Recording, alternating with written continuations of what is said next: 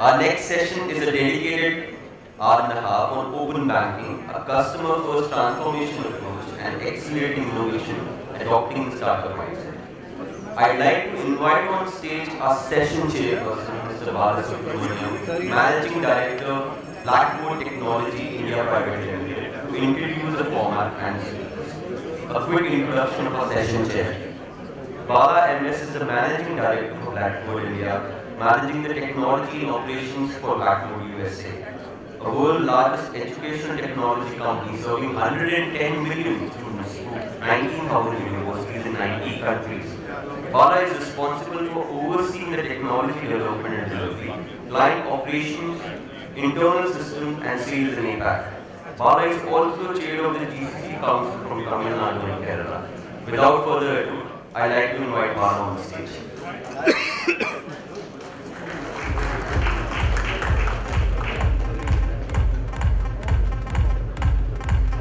Very good morning to one and all.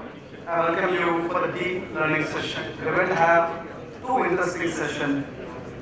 One is on the open banking, a customer-first transformation approach. Before introducing the speaker, I would like to set up a quick context about open banking so that we have a wonderful speaker to share excellent presentation and a video and answer all of the questions. So the buzzwords like big data typically bring in mind the quantitative exercises towards the applications like big data, algorithms, and analytics. While these are critical steps towards gaining insight, the more fundamental building block for the data market is access. So today, data is the key and paramount important for every industries and known more so than for the financial services. For instance, G20, Anti-Corruption Working Group, have identified the public to get the integrity and the transparency in the public sector. The most important is to have the open data system. From the commercial standpoint, yes, the open data or having the data can serve as a catalyst for developing the new products and new business models. But also, the European Union has proactively engaged in setting up a standard, setting up the rules we call as PSD2, Payment Services Directives. While open banking stands to benefit the end users, while it benefits the end users and foster innovation and the new areas of competition between the banks as well as the non-banks, it also usher in entirely the new financial service ecosystem in which the banks may play a role which may shift markedly. While there are a lot of issues which is not yet addressed, like the data privacy and the regulatory, still it continues, but however the global markets have taken a varied approach to address these challenges and continue to contribute to disparate levels of progress, and regardless of the region, the momentum towards these open banking models seems very clear, requiring banks and the fintechs to position themselves towards the success in the new environment and to anticipate the likely customer success. Having said this context, ladies and gentlemen, I would like to welcome our speaker today. I would like to welcome Mr. Makhija. He is a partner advisory services from Ernst.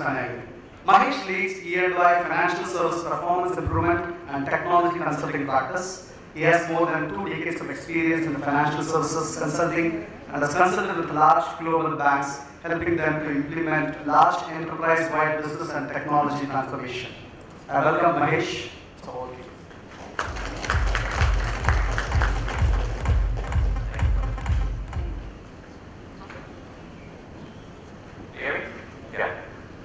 Morning everybody, great to be here and excited to walk you through the next 30 minutes. We're going to be discussing open banking. How many people here are working on regulatory projects in open banking? Anybody? Yeah, I see some hands going up. How many people are working with fintechs and integrating them into the banking ecosystem? Great. How many people had more than 4 drinks last night? Okay, some brave hands going up there. Okay, so let's jump into it. This is how the agenda is structured. We'll talk a little bit about open banking and what it means, right? there is a regulatory aspect, and I was talking to some people outside, they said, don't scare us. We know there's regulations coming, there are fintechs out there, please don't make the case that the fintechs are going to eat our lunch and banking will be dead as we know it. So I personally think there's a huge opportunity here for banks, so we try to strike that balance. We spend some time on open banking, what does it mean? What does it mean for banks? How should they think about their business models, their architecture?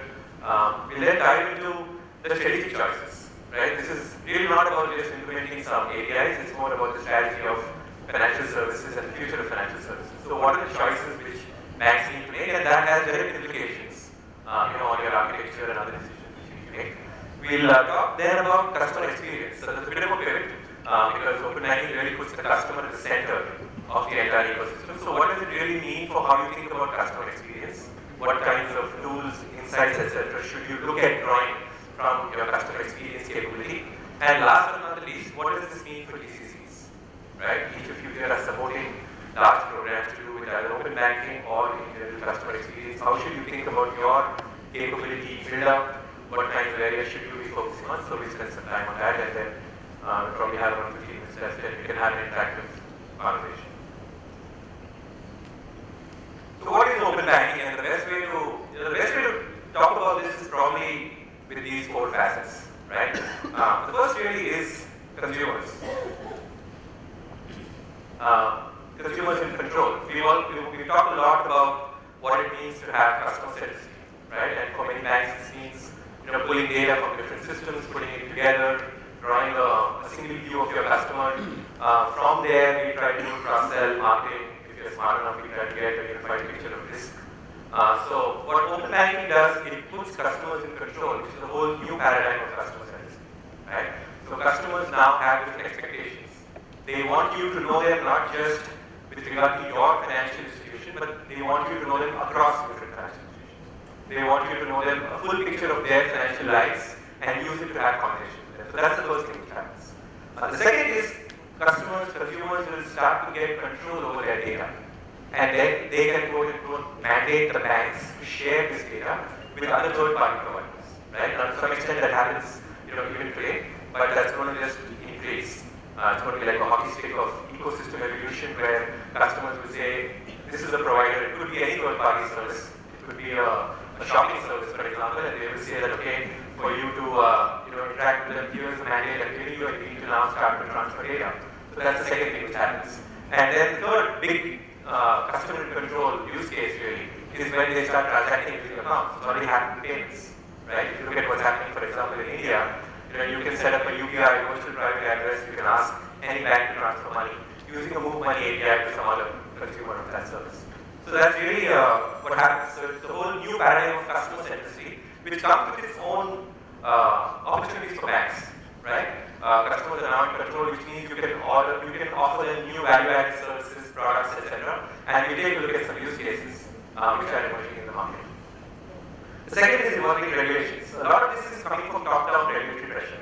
There is PSD2, like Bala was saying, the European Union, there's the CMA, which is now in the UK. There's even in India, for example, there's account aggregators that the RBI released a notification of that a year and a half ago. So Australia is looking at doing this. So across the world, there is regulatory pressure for banks to start to look at their customer data, start to figure out ways to open it up, and the standardization which that will drive is something which is evolving as we speak, right? So that's something which is happening from a regulatory perspective. All of this is leading to the build-out of an API ecosystem, right? Typically, what we do is we do have hundreds of third parties which we deal with as banks. Those interfaces and those standards are not standards, but those lack of standards are defined by us.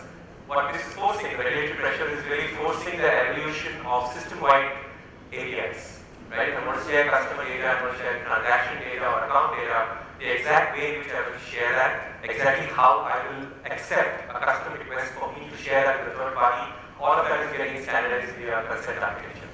So that's the other thing happening. And finally, what this really means is that the trust model is getting extended across the enterprise, right? We have consumers, we provide them with access, authorization, view identification, etc. Now this will start to happen to unaffiliated third parties, right? Happening in real time when someone presents you with a request from a consumer, as a bank, you will then have to respond and provide the data or allow an account transaction service. So this is the whole ecosystem of open banking, and it really changes the nature of what consumers can do with banks. These are some of the evolving use cases, like we discussed. The first one really is about payments, which is where most of the innovation has happened and is currently happening. But really, it's not just payments; it is all account transaction services, right? It can be any account, and a consumer can have control of that account and can mandate the bank, to start to transact on that account. We talked about account data, right? You could be at a checkout at a Walmart, for example, and they're trying to convert, let's say, what you bought to an EMI, right? So at that point of sale, Walmart could put in a request. He'll ask you to, give a consent. You give the consent. That consent moves over to the bank, and the bank is then forced to actually open up. It could be your account balance. It could be a transaction history. It could be a credit card late payment history. All of that enabling a retailer, for example, to make a decision at point of sale to convert your purchase into a loan. So, those emerging use cases. On personal data, again, there are many services out there which use personal data. The entire nature of things like account onboarding, KYC changes. I don't need to obviously give my personal data over a period of time. I can store it, and that's the last thing over there, which is a digital identity. Banks could become repositories of digital identity where consumers don't need to spread their personal information across different providers. They can trust one provider and then use that provider as a source and hand over tokens to other providers to use that. So the entire nature of KYC and customer onboarding could totally change with this model. Could we get the first video, please?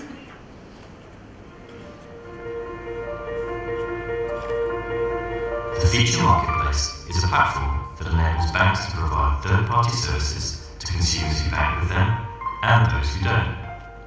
Alex is 51 and recently divorced, and she's responsible for raising her 2 teenage children. Her divorce settlement includes some good assets, but is forcing the sale of her family home. She's returning to the workforce and hasn't managed family finances before. Alex wants easy-to-understand guidance relevant to her and her family, and she wants simple access to tailored financial services. Alex is an of ABC Bank, but having seen an ad explaining the service, she adds her existing accounts and sets up goals for her retirement, her new house, and her children's university costs. With these goals set, she sees app suggestions based on analysis of her situation and habits. For her retirement plan, Alex chooses a feature that allows her to predict her financial readiness, assign strategies, and get product recommendations, swaps, or transfers to help her achieve her goal. Thanks to a product enabled by open banking, Alex is able to get a clear view of her goals and take control of her new financial situation. So that gives you some sense of potential use cases, consumers in control, plugging in third-party apps on the fly, using it to make financial planning decisions.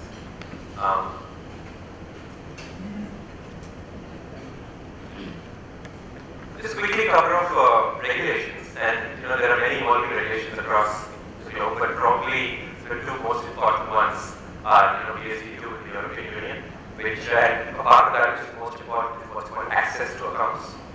That's where the mandatory stuff comes from. Right? Banks are mandated to open up their accounts and allow access to any third-party provider which has been provided consent. And then GDPR is kind of the flip side of the same coin. It really talks about things like data portability and ensures that there is explicit consent which consumers are giving banks to use their data in any shape or form. Right? Across industries, this is a trend which is becoming more and more prevalent. The whole Cambridge Analytica fiasco which happened has made consumers realize that there are companies out there, including banks, which use their consumer data for profit. And that's going to become increasingly controlled.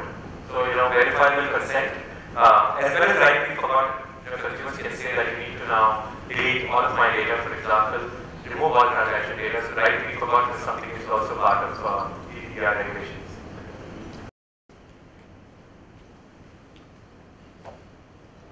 So the third aspect, we talked about consumers in control and use cases, we talked about regulation. The third aspect really is this whole area of APIs, right?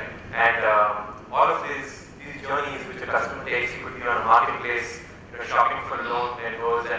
does a price comparison somewhere, goes to a party, goes to a third party through which he buys, a product from a bank. He may actually have an account aggregator on which he sees balances. All of this is underpinned by this entire API layer, which is getting more and more standardized. And the trick over here is your banks will have to think about what kinds of APIs are they going to be, right? It could be fine-grained APIs like customer data, accounts, transactions, etc. Very fine-grained data-oriented APIs, or they could be more macro, where you're actually talking about KYC, or you're talking about even social or community as an API. So all of these are different ways in which banks will have to compete. They have these assets, they have to figure out how to API-fy these assets, for lack of a better term, and compete in the market with business models which are different. These are some of the emerging use cases which we see. I haven't put all of them. There are many of these. Many of you have heard about Wealthfront, I'm sure, and that's the classic financial planning journey. Pulling data from different financial institutions, putting it together into a single customer view. Around 70% of Wealthfront customers are 30 years of age or so, right? They want integration in all of their lifestyle services. So if you have an address which you give to Wealthfront, they'll go to a company called Redfin, and they will pull the home value, your current market value of your home from there, try to look up your bank statement to see if the mortgage, for example, the delta between the mortgage and the home value, try to put that into a picture of your net worth. They tied up with Blackboard to enable payments in a very easy fashion. So that's one use case, probably the classic use case in what open banking will do, which is account aggregation and what you call personal financial management, right? You move to something like SumUp. SumUp is, it provides an integrated cash register. It's a mobile point of sale terminal to small merchants. They tied up with Field Bank, the German bank, and what they do is they have an integrated view of the entire supply chain of that small merchant. Eliminates things like reconciliation, allows them to free up costs, gives them advice on where to buy these small supplies, etc.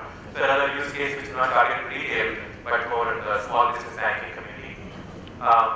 TransferWise and N26, probably the most complicated or painful transaction related to international money transfers with all the different fields you have to plug in, different data points to get. So they're working to simplify and provide a very simple user interface for international money transfers. That's the use case. So then there are these, what we call one actor multiple APIs. There's these aggregators of APIs. So Field is one classic example, where they've aggregated a whole bunch of APIs and then they provide these APIs to banks or to other third parties. So these are some of the evolving models which we're seeing which quote-unquote open banking will start to enable. And the fourth aspect really is about trust. Right? What exactly needs to happen from an architecture of trust? How do you extend trust across the enterprise? We've all implemented identity and access management systems within the enterprise. We know what to allow consumers to do, right? We know the roles and rights we have to set up. But what this really does is it extends that beyond the enterprise. I was talking about consent-based management, right? So the entire consent architecture, when you get a request from a customer saying that this third party, I have consented for you to share my data with him. That entire consent architecture is something which is now getting built out in addition to identification, authorization, and authentication APIs. So what does the open bank of the future look like? Right? And what are those capabilities which will change? The first really is about unbundling of all propositions. Typically banks have been vertically integrated, right? You create a product, you have a distribution channel, you own the customer. Obviously, given what's happening in the fintech universe, that is yesterday's proposition, right? The vertical integration is decreasing. Consumers will float around different venues for shopping to meet their needs. They will want increasingly to integrate their financial transactions with their life transactions. So the whole financial services value chain is unbundling in front of us, and that creates significant opportunities for banks as well as businesses. What really happens is account commoditization. Just become a store of data, which is customer data or account data or transaction data. Just storing that in terms of accounts is probably not going to be enough to compete, right? You need to figure out different models and how you will try to move around and improve margins, because there is going to be a pressure to move banks into utility models where fintechs will own customer engagement and banks will be running it like an account platform. So there's going to be commoditization from an account perspective. UX and personalization is probably where the battleground is. right? This is where UX will, the entire user interface will come unbundled. If the API architecture does indeed become solidified and standardized, then you will have players who will use that and provide really slick user interfaces, personalized user interfaces to be able to compete for control of the customer, right? So UX as standalone using customer data, because these players will then have access to a whole host of customer data, which they can then use to start to weave together different products and services. That's what happens. And finally, functionality will get distributed across the entire ecosystem, which means that from a capability perspective, you don't need to have settlement, processing, etc. You could buy these or rent these from different processors. So all of this opens up a very significant change in what banks can think about. And this is something which, I guess from a risks and challenges perspective, we talked about some of this disintermediation from the customer, margin compression, and one of the key ones being security, right? The relinquishing control of customer data. Banks are, always spend a lot of time and energy complying with regulations, making sure that customer data is something which they own, and now they have to relinquish control. So it opens up huge amounts of risks as well. But then there are opportunities in terms of revenue models, partnerships, and using technology in different ways.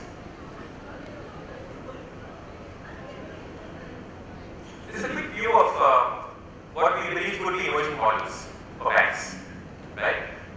You've got vertically integrated producers, which is kind of the model today that we talked about.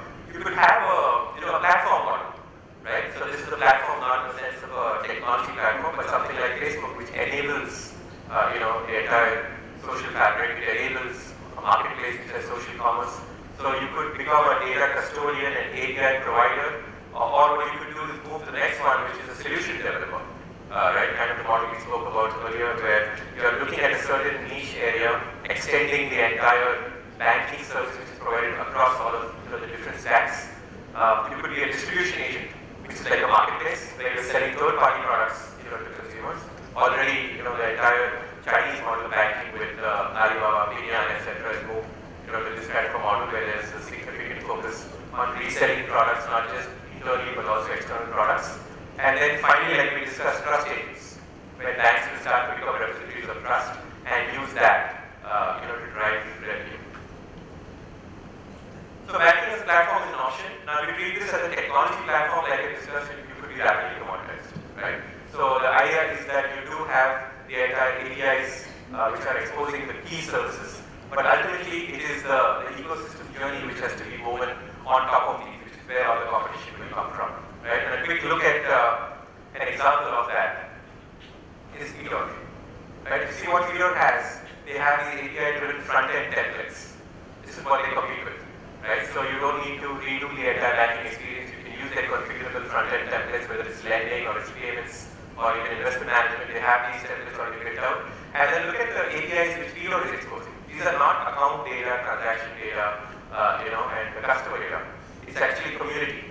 Is an API which is exposed. Analytics is an API which gets exposed, right? You have payments, coding, etc., identity as a service. So these are the macro APIs which are starting to evolve now in the ecosystem. And these are all strategic choices which will enable the different revenue models for banks. So this is not a video actually. Can you play video 2, please?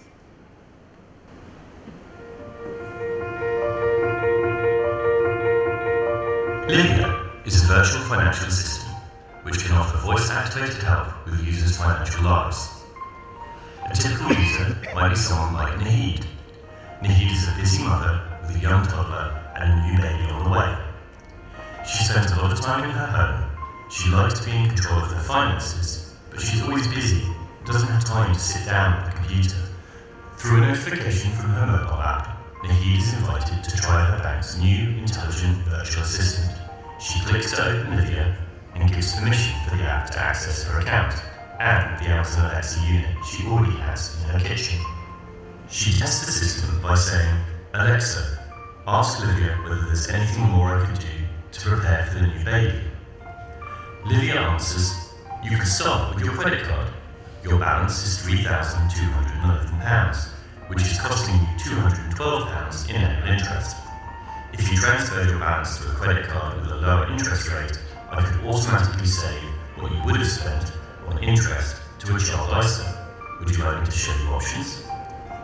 When Mahesh asks, yes please, the results appear on her phone. Later in the day, an alert from Livia appears on Mahesh's phone, offering her a better interest rate on her account if she participates in a game. Mahesh clicks on the alert and sees the details of the game. The daily financial quiz is an innovative way for Mahesh to improve her general financial knowledge and understanding of her personal finances. When Mahesh says, Livia, I'm ready for the daily quiz question, Livia asks, for 10 points, what is the annual interest rate on your ABC Bank credit card? And then gives multiple choices.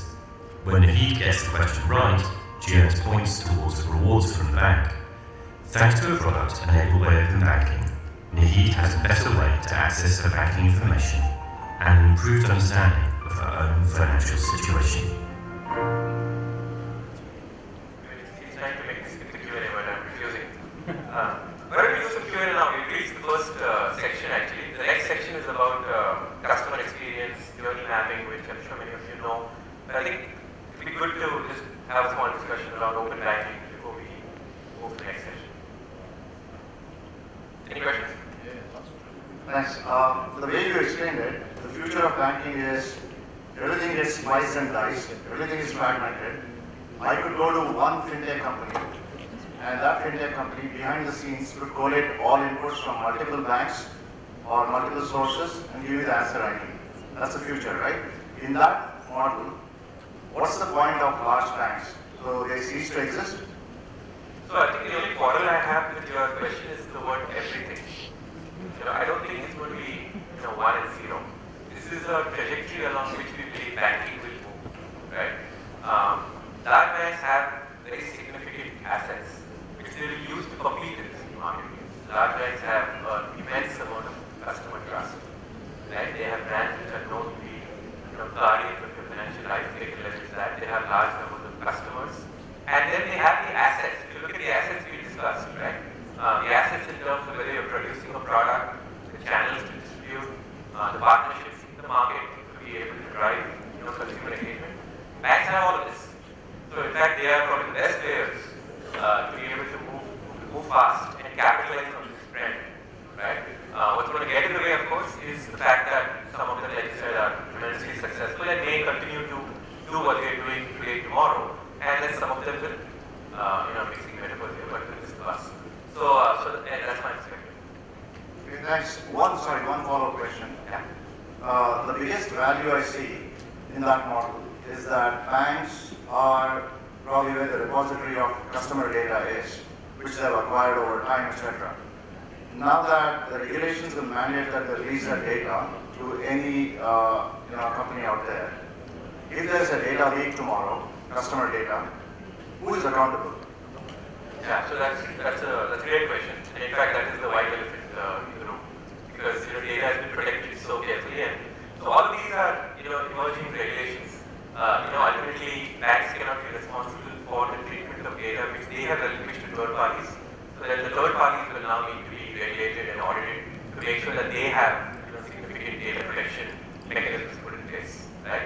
So all of that is essentially where some of the rub is going to be the friction in this entire model.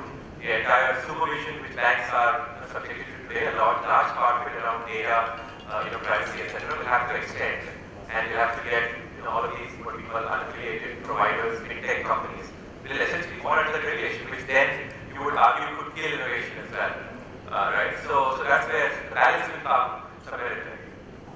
Okay, thanks. Brilliant presentation, by the way. Thank you. So, one question I have is what the penetration levels are you seeing in India, outside Vietnam? Penetration levels of what? Adoption of this. So I think if you look at UPI, right, it's basically access to accounts. It's taken off. It's going to be the largest payment service in India.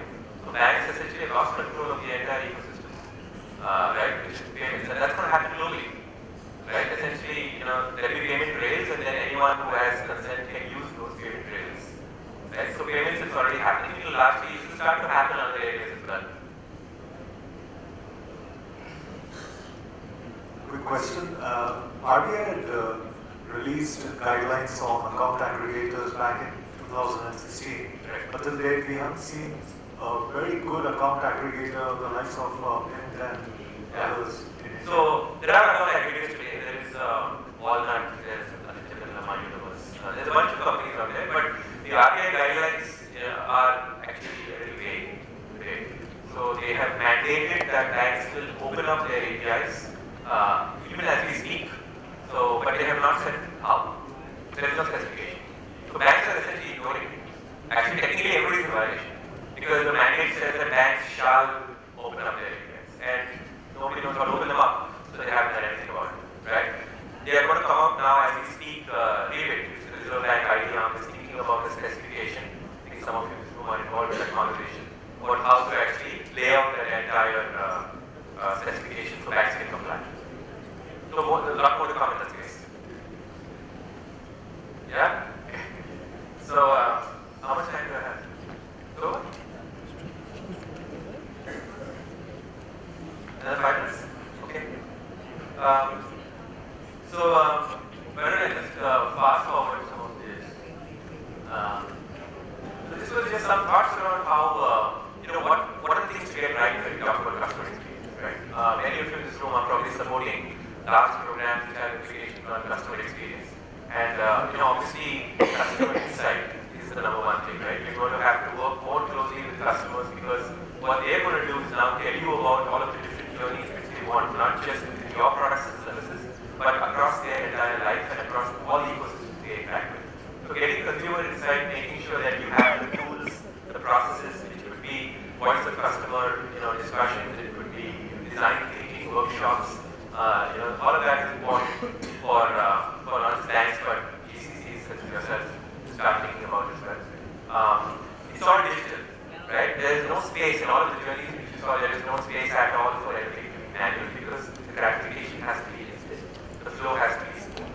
So digital permeates everything, and this is something which again, everybody needs to absorb. And I know again coming back to the earlier question, this is what some legacy banks are struggling with, right? Account opening is a cumbersome process. There are silos in terms of systems which need, manual handoffs. All of that will have to then get modified and move to new architecture, right? Data is probably the third biggest thing. Okay, we have data silos today in many large banks, but to be able to talk to a customer, you have to be able to draw insights across all of these, right? And probably the whole model of pulling it into a large warehouse and trying to draw, insights from there is not an easy model, to get traction with these kinds of use cases. And agile, iterative DevOps, making sure that you're working side by side with customers, almost in real time, trying to innovate the capability has a huge amount of implications. Again, something which banks will need to focus on, right? Some of the others I want to go through quickly. This has some more details in terms of. So I'll just focus then on what it means for GCCs, right? I think traditionally the motivations have been around, talent, capability pools, talent, time to market, cost arbitrage. But this is increasingly going to change, and there are opportunities here because what we want to do is to make sure that across the entire enterprise, this whole API philosophy starts to get adopted. Right? So as we're doing large projects, exposing those services through APIs to the rest of the enterprise becomes really important. So building out that entire API architecture, and then enabling business groups and user groups to stitch together some of these journeys. I know all of this is easier said than done, but over a period of time, quote unquote, democratizing technology through the use of these APIs and services will become critical to GCCs. So that's why I had to just play our last video, and then we can stop or ask some questions. It is the last one, please.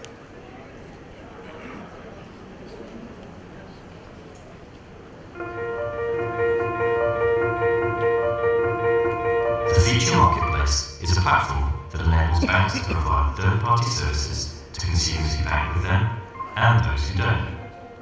Alex is 51 and recently divorced, and she's responsible for raising her 2 teenage children. This is the number 2. I want number 3. So I think consumers essentially benefit because they have now got access to a newer range of products and services. All of those infused with the information which is the data which is their own data. So I believe there is a huge amount of flexibility and choice which consumers will now get. That will lead to price transparency, probably reduction, the cost of financial services and products, they benefit from better experience, right? It's not like they're not tied into working with a single mobile application, for example. They don't need to go to a single place to go and see their account balances. They have choice and better user experience across the entire ecosystem.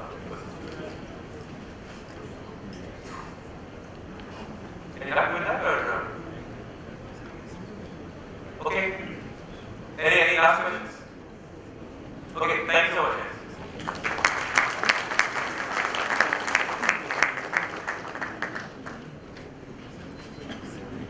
Quickly to wrap up the session, of course the specific challenges are there from the location to location, country to country.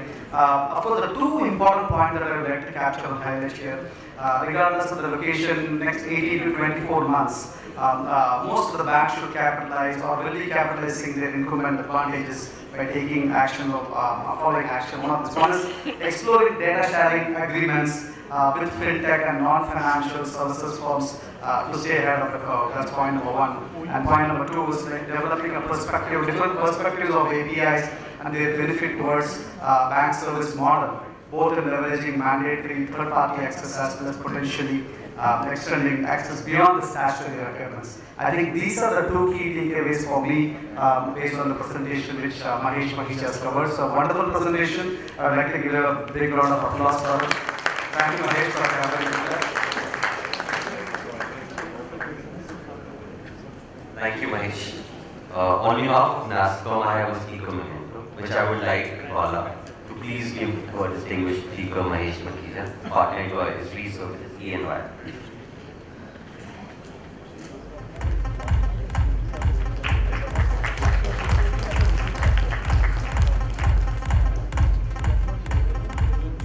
A big round of applause, ladies and gentlemen, for Mahesh.